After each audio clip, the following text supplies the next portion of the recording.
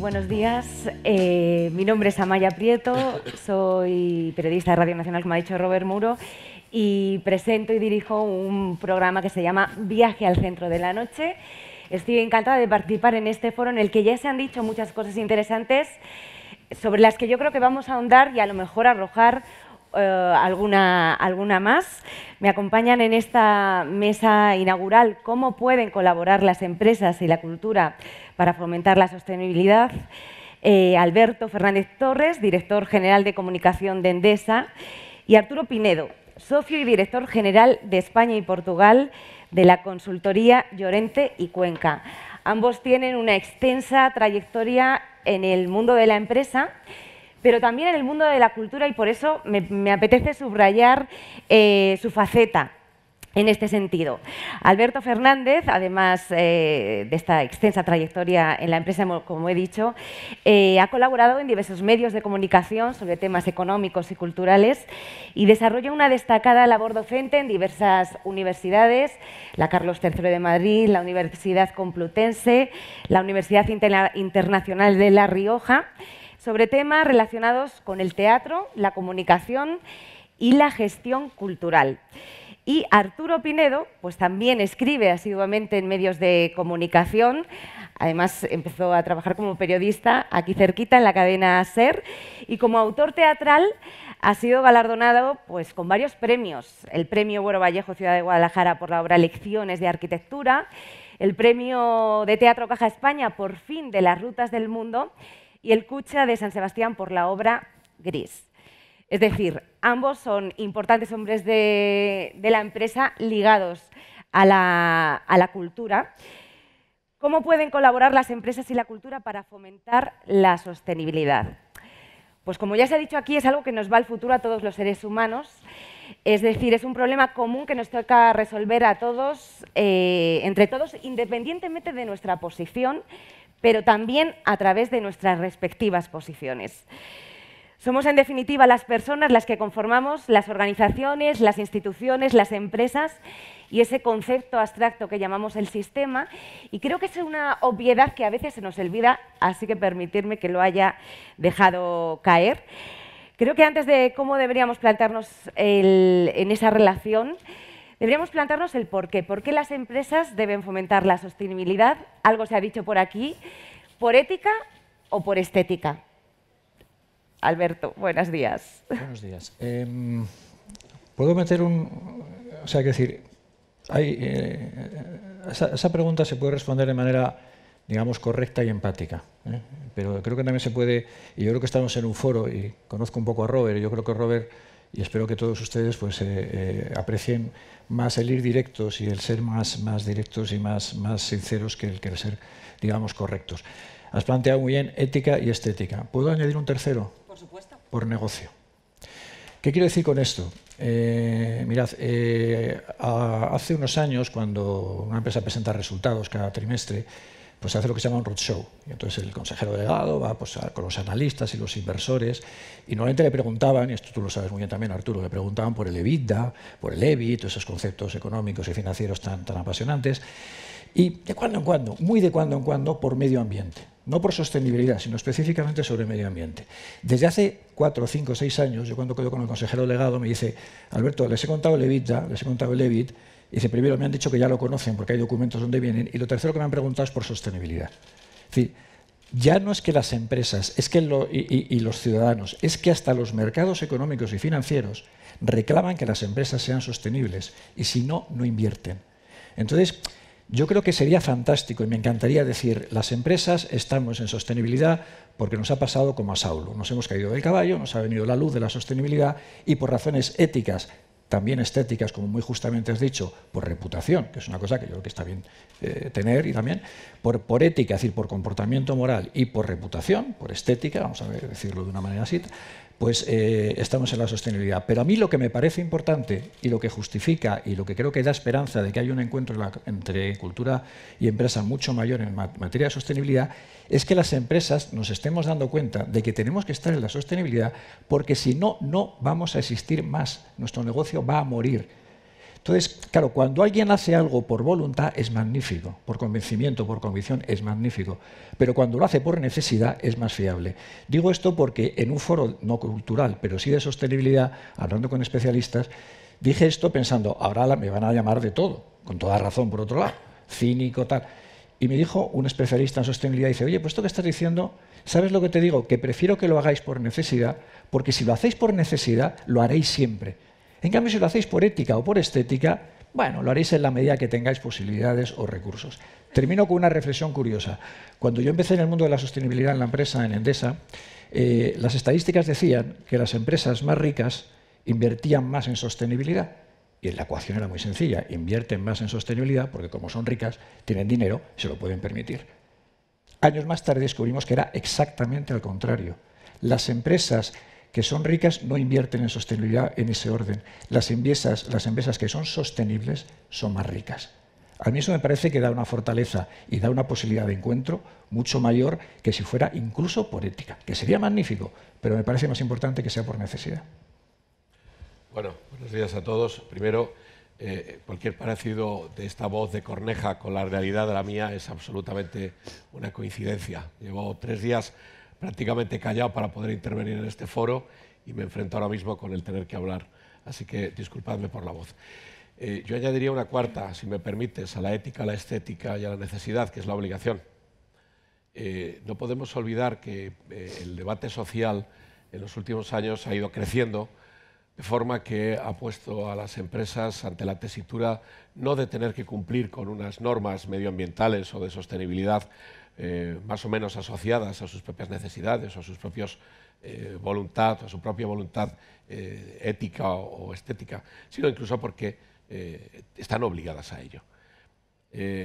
Si echamos la vista atrás y pensamos en lo que sucedía en nuestra sociedad hace aproximadamente 30 años, años 80, cuando aparecen los primeros movimientos, digamos, políticamente serios en el ámbito ecologista, los verdes alemanes, pensábamos que era algo exótico propio de un país donde tirar una lata al suelo prácticamente se convertía en un drama, y lo veíamos desde aquí con una cierta lejanía, pensábamos que era algo residual.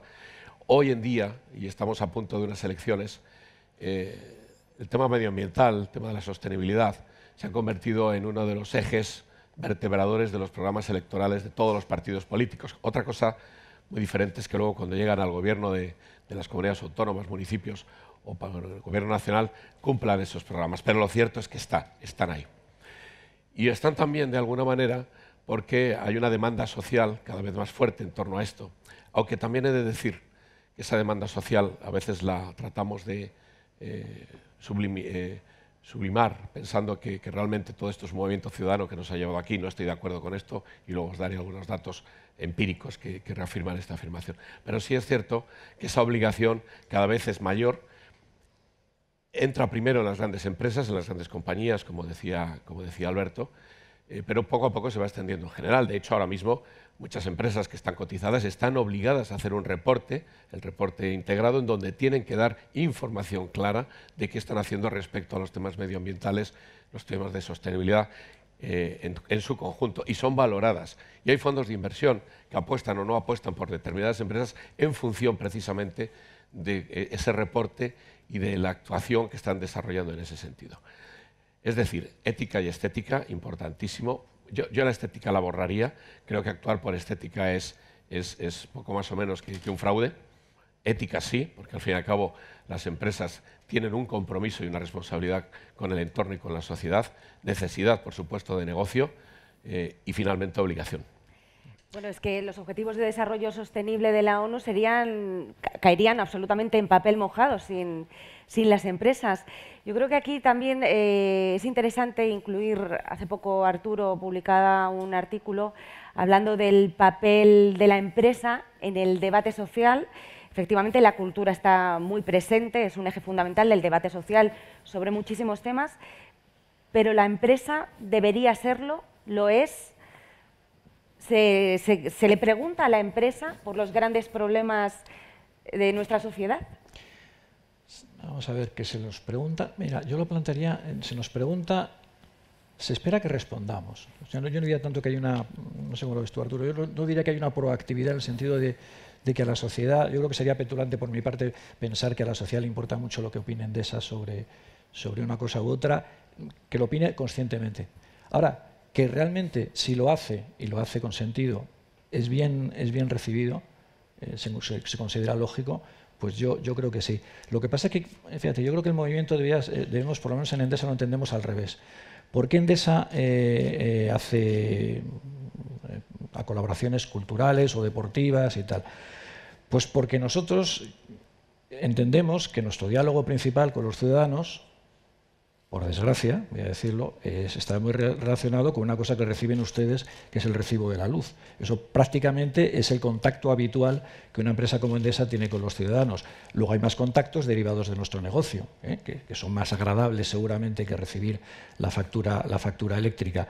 Pero el empeño nuestro es más bien decir que estamos dispuestos a hablar de otras cosas. Nosotros estamos, esto quizá parezca un poquito también petulante, ¿no? Pero si nosotros estamos haciendo patrocinios culturales o patrocinios deportivos o acciones de sostenibilidad o acciones sociales, es porque queremos decir a los ciudadanos, oiga, sí, usted está esperando que yo le hable de la factura eléctrica. ¿Podríamos hablar de otras cosas que sean coherentes? Claro, no puede ser estética, no se tienes tu gato, estética en el sentido de cosmética, ¿no? En eso estoy completamente de acuerdo. Y dice, ¿me permite usted que hablemos de otras cosas, que a lo mejor también es interesante, y a lo mejor hablando de estas cosas les soy útil? Bueno, lo que nosotros estamos descubriendo es que cuando hacemos eso a la gente le parece bien. Voy a poner solo un ejemplo. Si hay algún aficionado al baloncesto aquí, que alguno tendrá que ver por razón estadística, como las que has puesto, Pedro, bueno, Endesa está muy implicada con el baloncesto, y debo reconocer que cuando empezamos a implicarnos con el baloncesto teníamos el miedo, y ha salido también en la encuesta muy acertadamente de Pedro, el miedo de van a decir que esto lo hacemos para cosmética. Bueno, hemos descubierto que no, que a la gente le parece muy bien que estemos en baloncesto, porque a la gente le parece, los aficionados les parece muy bien el baloncesto, y la gente que no es aficionada al baloncesto admira el baloncesto español y dice, hombre, que Endesa esté ahí, bueno, mientras sea para bien, me parece bien.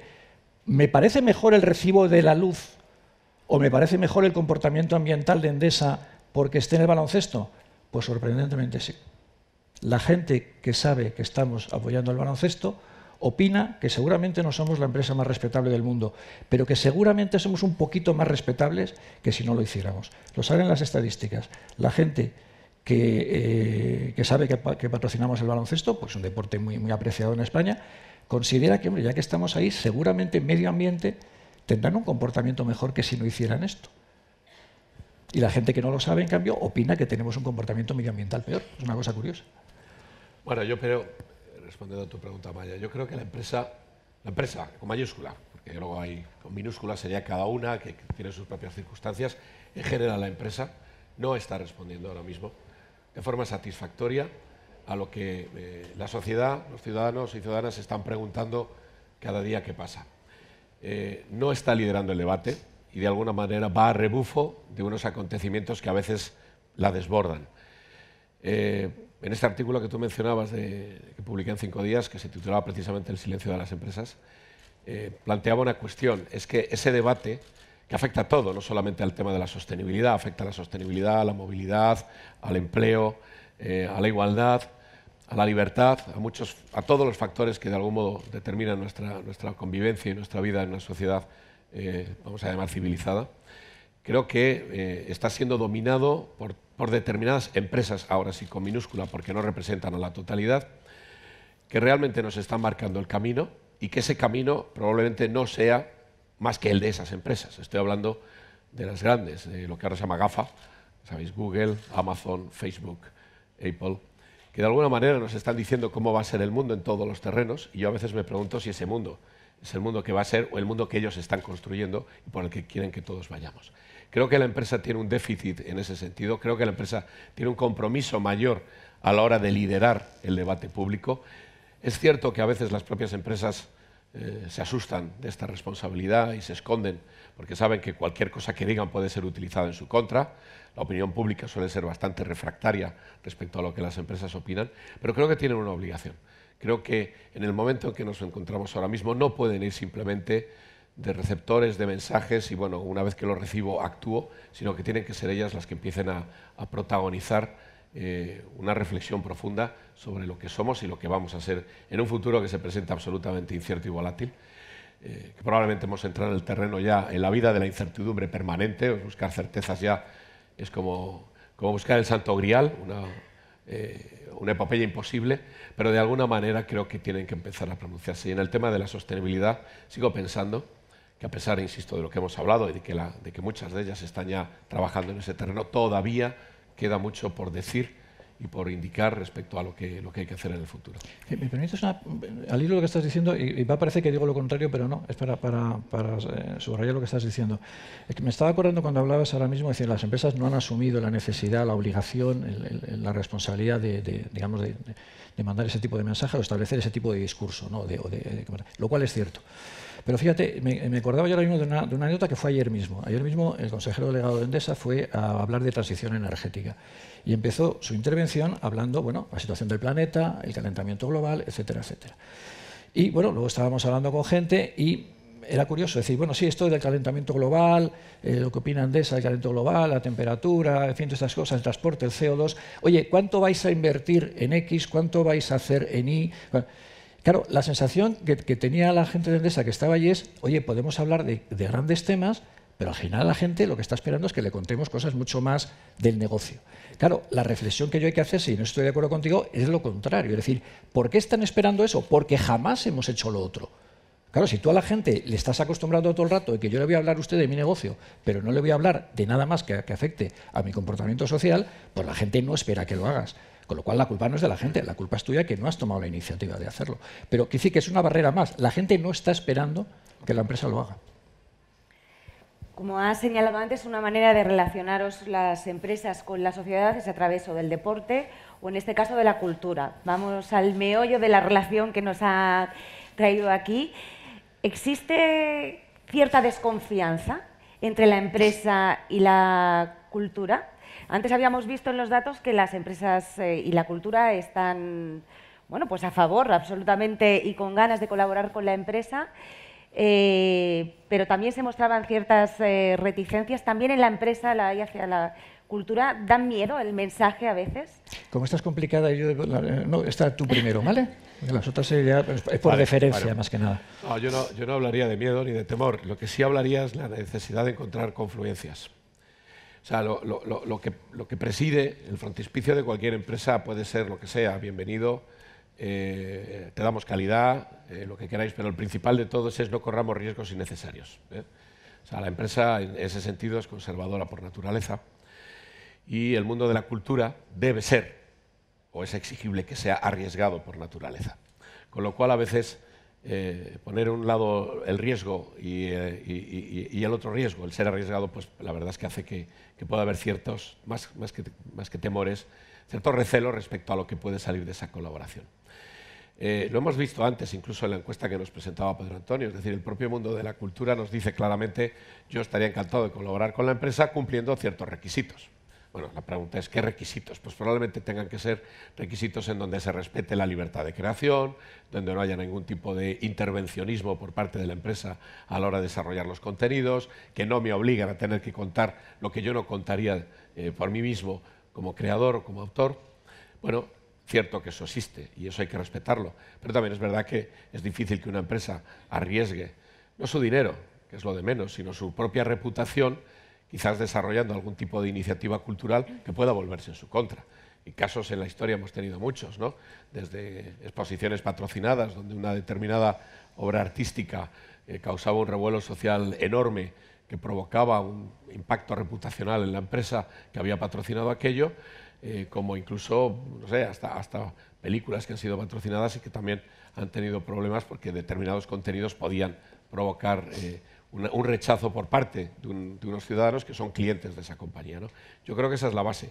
Y el problema de todo esto nace de cierto desconocimiento o de quizás la necesidad de encontrar un terreno en donde confluyan ambos intereses. Yo te respeto, pero tú también respetas el derecho que tiene la empresa a por lo menos conocer lo que vas a hacer. No a influir en lo que vas a hacer, pero sí a conocer en lo que vas a hacer. Ya sabía yo que tenía que dejarte contestar a ti porque estoy completamente de acuerdo con lo que has dicho. Efectivamente, creo que el problema... Las empresas están acostumbradas a gestionar determinados riesgos, pero los tienen muy identificados y llevan muchos años gestionando, los financieros, los económicos, de negocio. Pero efectivamente el riesgo de una colaboración cultural o sobre sostenibilidad, bueno, es un terreno que no tienen suficientemente desarrollado. Efectivamente hay ese miedo. En este sentido, hay algún ejemplo que creo que se podría poner, y traigo a colación una respuesta que aparece en los datos que ha dado Pedro y que aparece en las encuestas sobre las percepciones que tiene la gente sobre el teatro. Una de las percepciones que tiene repetidas en todas las encuestas la gente, los ciudadanos españoles sobre el teatro, es que hay poca oferta. Cada vez que yo comparto esto con profesionales del teatro, dicen, están equivocados. No tienen ni idea de lo que están diciendo. Hay muchísima oferta teatral y si ves el número de espectáculos, así es. Sin embargo, dice, mire usted, la realidad será esta, la realidad estadística, pero la percepción es que no hay suficiente oferta. La percepción de los ciudadanos, que lastimosamente son los que al final van a ir a pagar la localidad en la taquilla y tienen una idea determinada del teatro, con lo cual no digo que no tengan razón o que la tengan, pero simplemente que es una percepción que hay que gestionar. Trasladado a lo que estamos hablando, ha salido antes, insisto, en lo de Pedro, que es las empresas tenemos la sensación de que desde la cultura se nos hacen pocas ofertas. Yo estoy seguro de que muchos de los que están aquí presentes dicen, hay que tener narices, yo estoy harto o harta de ir de empresa a empresa con proyectos y no me hacen caso. O sea, que no es cierto que no haya ofertas. Ocurre lo que contestan los ciudadanos cuando les preguntan del teatro. Le falta oferta y dice, me falta oferta de la que a mí me gusta. Y dice, ¿cuál es? Dice, no tengo ni idea, cuando la vea le diré si me gusta o no. En el caso de las empresas es algo parecido. Claro que recibimos muchos proyectos culturales, pero son proyectos culturales muy legítimamente llave en mano. Si quieres colaborar con esto, perfecto. Si no, pues no.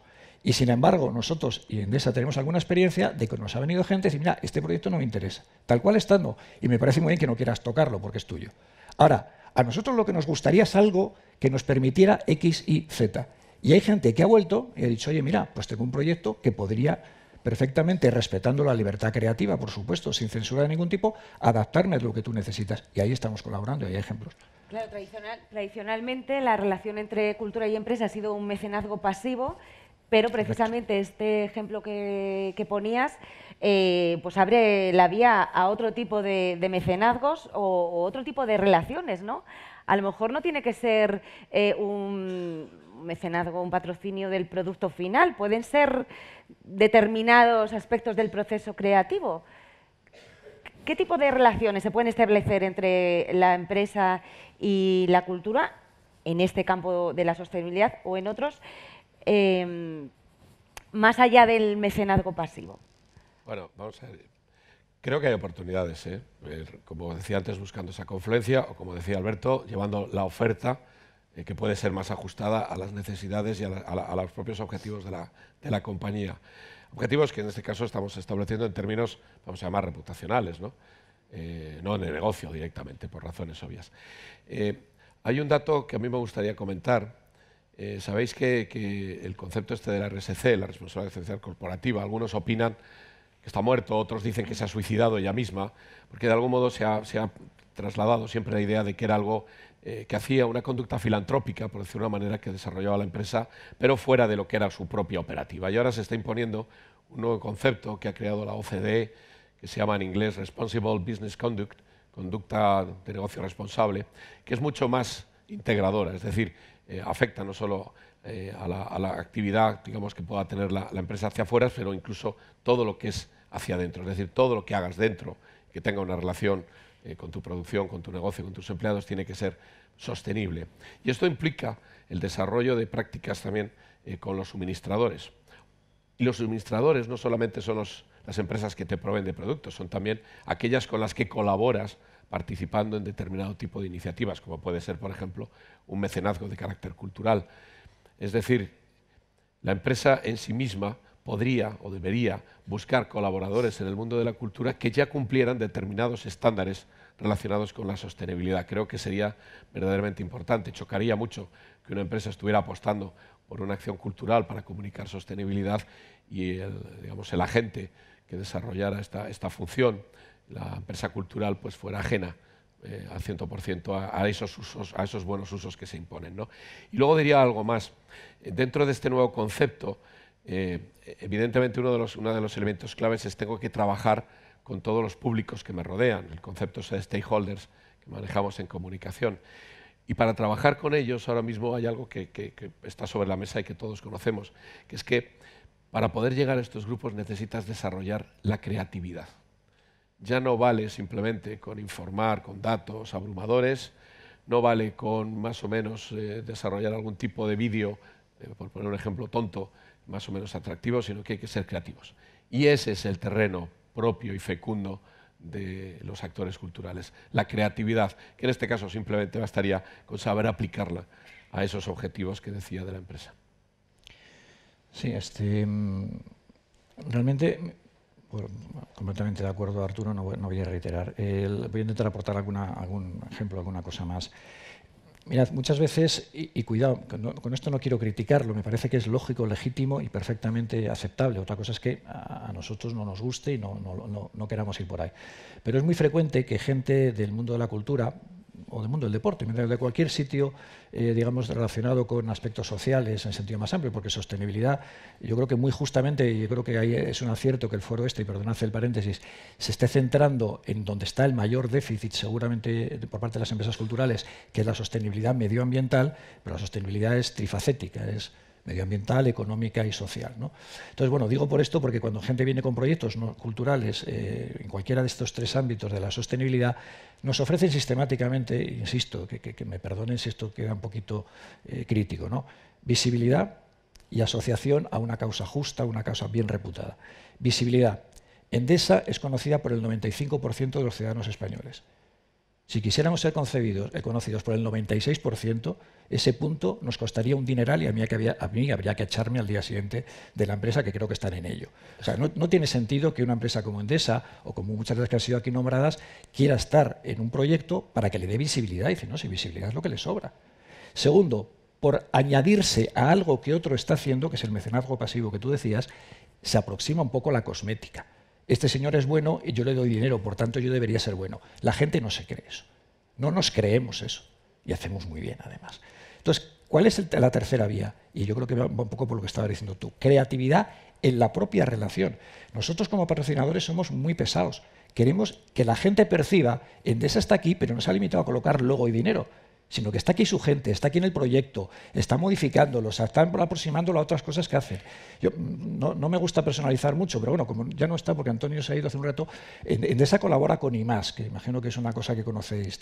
Colaboramos con IMAS no solo porque sea un proyecto magnífico, que nos gusta mucho, sino que cuando vinieron a proponernos, digo Antonio porque Antonio es el presidente de la asociación, si no recuerdo mal, cuando vinieron a proponérnoslo, dijimos, hombre, sí, pero nos gustaría, perdonadnos, es que nosotros estamos en esta historia, ¿por qué no? Ningún problema, lo adaptamos adaptamos a esa parte y tal. Y tiene que ver con lo que estás diciendo. Oiga, yo tengo un proyecto, pero el proyecto usted puede no solo colocar el logo para el conjunto del proyecto, que ya digo que no nos interesa, o dar dinero para el conjunto del proyecto, que ya os digo que tiene un ROI bajo, comparativamente bajo. Pero, como tú decías, ¿por qué usted no está en parte de...? ¿Queréis que os diga simplemente por qué entramos? Luego ya la cosa ha ido a más, a IMAS. ¿Por qué entramos en IMAS? Porque la persona Coté Soler, la persona que vino a plantearnos nos dijo, mira, los proyectos culturales con mucho apuro llegan a ser producidos, pero ahí se les muere el dinero. No pueden estrenar, no pueden difundir, no pueden, digamos, hacer publicidad. Si nos echáis una mano, será para eso. Dijimos, hombre, ahí sí nos interesa. ¿Endesa qué quiere? Dice, bueno, Endesa lo que permite es que la aportación que hacemos a IMAS le da una difusión mayor, permite estrenos, etc. Es decir, estar en algo concreto de ese proyecto, porque si no, desapareces.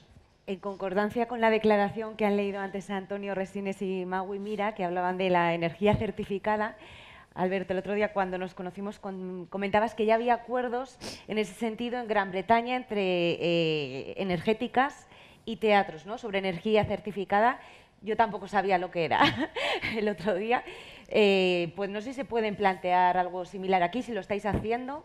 Se puede, además, fijaos que ahí el interés es casi para la compañía que suministra. Una certidumbre certificada es, oiga, usted me certifica que toda la energía que se está gastando en este acto, o en este teatro, o en este auditorio, procede de fuentes renovables.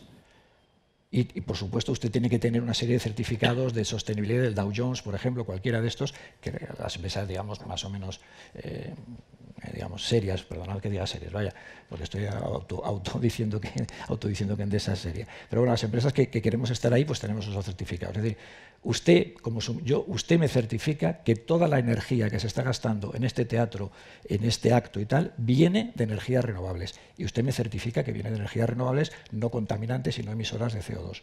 Y luego hay lo que se hace muchas veces, que es compensar las emisiones de CO2 de un acto o de un teatro o de un evento. Es decir, mire usted, este evento está emitiendo CO2 por el transporte de la gente que ha venido, por la luz, por lo que sea y tal, pero yo hago una cosa compensatoria que es invertir en reducción de CO2 y eso, os tengo que decir una cosa, es francamente barato. Lo que es muy complicada la gestión administrativa y procedimental. Eso es un lío, pero bueno, eso es tiempo y ganas. El dinero es relativamente bajo. Eso viene a ser esto. Es decir, oiga, usted certifíqueme como empresa suministradora de gas, electricidad, lo que sea, que toda la electricidad que se está gastando aquí es de origen renovable y que se está compensando, todas las emisiones de CO2 se están compensando con acciones compensatorias, perdón, hacer la redundancia. Y más allá de las energéticas, ¿qué otro tipo de relación respecto a otro tipo de empresas les podría interesar? ¿Relaciones de este tipo? Bueno, muchas. Vamos a llamarlas más operativas, operacionales, como la que comentaba Alberto, pero empresas que pueden tener a lo mejor intereses, antes ha citado también, en difundir internamente determinado tipo de valores asociados con la sostenibilidad, pueden encontrar en las manifestaciones culturales, el teatro, el cine, incluso. La danza, me da igual, o sea, puede encontrar elementos suficientes como para poder integrar a sus empleados en esos procesos. Pueden servirles también para promocionar determinadas causas, causas nobles, por supuesto, a través de la búsqueda de colaboración con terceros en el mundo del cine y del teatro. Es decir, yo creo que son muchas las opciones que se plantean, siempre y cuando, insisto, en lo que decía Alberto antes, la empresa encuentre ahí algo que realmente le pueda servir a sus intereses legítimos, por cierto, bien de negocio o bien, ¿por qué no?, de reputacionales simplemente, ¿no? Pero son muchas, yo creo que es una cuestión de creatividad, insisto. Claro, es muy interesante, o sea, no solamente es la colaboración de cara a la sociedad, sino de la propia cultura respecto a las empresas. A vosotros que especialmente os gusta el teatro, ¿vosotros habéis hecho teatro como actores en algún momento? Pero tú me has visto bien. Perfectamente, por eso te lo pregunto. No, nunca. ¿Arturo? Sí, la verdad es que he estado siempre muy vinculado. Mi primer papel, 6 años, una maravillosa frase: ¿dónde te has hecho eso, hijo mío? En las trincheras, mamá. La rosa de azafrán. Y a mi lado, como el otro chaval de 7 años, alguien como Juan Echanove, que a pesar de que parece mucho más viejo que yo, estaba conmigo en clase en el colegio. Y a partir de ahí, pues muchísimo como aficionado. Claro, me refiero a que desde el mundo de la cultura, del teatro en particular, es muy enriquecedor para, bueno, pues para todo, pero también para el mundo de las empresas. Imagino que los altos directivos también hasta darán clases o técnicas teatrales, ¿no? Los altos directivos hacen algo parecido a una técnica teatral, que es parecido, no es exactamente, ¿no? Esto, bueno, además lo puedes contar tú que las dais, además, que bueno, son las clases de portavoces. Porque claro, a un directivo le pones un micrófono delante y se convierte no en el pingüino, sino en el bloque de hielo que hay detrás del pingüino. O sea, salvo algunos que tienen una cierta habilidad personal, pero que viene de casa, no ha sido aprendida. Y eso convencerles, si tú lo sabes, convencerles a los directivos que hagan este tipo de ejercicios es muy complicado, porque en el fondo es hacer teatro. Es decir, oye, ahora yo voy a ser el periodista, ahora yo te voy a preguntar y ya te empiezo a preguntar y tú tienes que hacer y tal. Eso, en el fondo, es un juego parateatral. Yo no diría que es teatral exactamente porque no hay un cambio de personaje, ¿no? Pero es un juego un poco parateatral y, efectivamente, recelos, miedos, torpeza, yo no vuelvo a hacerlo, en qué lío me habéis metido, etcétera, etcétera. Esa es una parte. Y luego hay otra parte que también creo que lo ha dicho Pedro en un momento dado, que es que las empresas cada vez más estamos utilizando teatro o otro tipo de actividades culturales para los empleados o de cara a los empleados, para acciones de formación o incluso acciones disruptivas. Nosotros hemos llegado a meter en una reunión normal y corriente, hemos llegado a meter pues, un grupo musical para romper un poco la dinámica y con la actuación del grupo musical, enlazar con los mensajes que queríamos dar. Porque me paro aquí, que si no voy a enrollar. Hay una cosa muy importante que también, que me ha parecido muy interesante todo lo que ha contado Pedro, es que las empresas tenemos también un problema a la hora de hablar con los ciudadanos. Somos frías, racionales, damos muchos datos, muchos hechos, porque nos parece que eso da credibilidad, que eso da argumentación, que eso da fiabilidad. Y es cierto, pero se nos olvida siempre la parte emotiva. Y cuando una empresa quiere ponerse emotiva, viene a ser como cuando un delantero centro quiere hacer una falta en el área propia. Se entera todo el mundo y pitan penalti. O sea, cuando la empresa quiere ponerse emotiva, hay que echarse a temblar, porque nos ponemos emotivos muy mal. Generalmente hacemos populismo malo. Ahora, si nos asociamos con quienes son expertos en emociones y compartimos el proyecto y la emoción que queremos transmitir, amigo, toda la cosa cambia. Entonces somos socios. ¿Por qué? Porque yo no sé expresarme, Amaya, pero tú sí. ¿Por qué no colaboramos? Y eso que yo no puedo decir porque es que no me sale, lo dices tú, lo decimos juntos. Yo creo que hay un punto ahí de encuentro entre teatro y otro tipo de actividades escénicas y empresa muy interesante. ¿Algo que añadir? No, la verdad es que no puedo estar más que de acuerdo. O sea, creo que ya hemos hablado de ello y insistir sería lo mismo. Creo, de todos modos, en el teatro, es mi arte favorito, como una de las mejores herramientas en formación, como mejores herramientas para la concienciación, para la integración. O sea, para mí creo que por desgracia, no se ha sabido utilizar y sacar el provecho necesario, pero creo que estamos en ese camino. Bueno, pues yo creo que nos toca ir concluyendo y subrayando pues, el mensaje que queráis transmitir. Bueno, a mí me ha llamado la atención lo que comentaba Pedro, ¿no? De que la empresa está a la espera de proyectos culturales en relación a la sostenibilidad. No sé, la empresa debe también buscar el proyecto que le interese. O bueno, ¿cuál es la conclusión que os gustaría, el broche final? El broche final, yo diría, fíjate, igual no es lo fundamental, pero es una reflexión que ha hecho Arturo y que me parece muy importante. Hay muchas barreras que puede haber para la relación más estrecha entre cultura y empresa en el entorno, entre cultura y empresa en general. Pero veamos dos cosas. Una, en el terreno de la sostenibilidad, si la cultura da un paso adelante en ese sentido, ahí, con perdón, las empresas estamos por necesidad, obligación y ética. O sea, ahí vamos, he dejado la estética aparte, como habéis visto. Ahí estamos ya. O sea, que decir que hay un punto de encuentro que antes no era tan fácil, porque visibilidad, insisto que no, asociación así pasiva, insisto que tampoco. Pero de repente la sostenibilidad creo que ofrece un campo de interés común entre la cultura y la empresa. Y yo creo que, y es lo que decía Arturo, creo que el obstáculo fundamental son los recelos mutuos. Y para que no haya recelos mutuos, lo que hay que hacer es hablar, dialogar, contar cada uno qué quiere y qué necesita, y que el otro recíprocamente vea si lo que el otro quiere y necesita es parte de lo que él quiere y necesita. Entonces puede haber un punto de encuentro y hacer algo que no sea mecenazgo pasivo, sino una cosa mucho más activa. Por mi parte, como conclusión, las empresas no deben ser simplemente sujetos pasivos a la espera de que llegue el mundo cultural con ofertas, están obligadas a buscarlas. Y deberían también tener antenas para identificar aquellos proyectos que pueden ser interesantes. Nosotros somos una consultora de comunicación, trabajamos para 100 y pico clientes aquí en España y buscamos permanentemente oportunidades para encontrar nuevas vías de comunicar, así que os invito a cualquiera que estéis en el mundo cultural a ponernos en contacto con quienes somos muchas veces intermediarios en esta labor. Y quiero terminar simplemente con un dato, igual que hablábamos antes de encuesta, que ahora mismo, en media hora, se estará produciendo en Bruselas una rueda de prensa para presentar los datos de una macroencuesta europea. 1,5 millones de europeos, ciudadanos de la Unión Europea, han participado en ella para presentar propuestas que quieren que los parlamentarios europeos en la próxima legislatura lleven a cabo. 30.000 propuestas se han presentado. Bueno, pues lo más citado, con un 18%, es decir, 5.400 propuestas, van directamente relacionadas con la necesidad de cuidar el medio ambiente e impulsar la sostenibilidad. Creo que eso es un dato muy interesante que nos dice en qué camino estamos en nuestro continente. Arturo Pinedo, socio y director general de España y Portugal de la consultoría Llorente y Cuenca.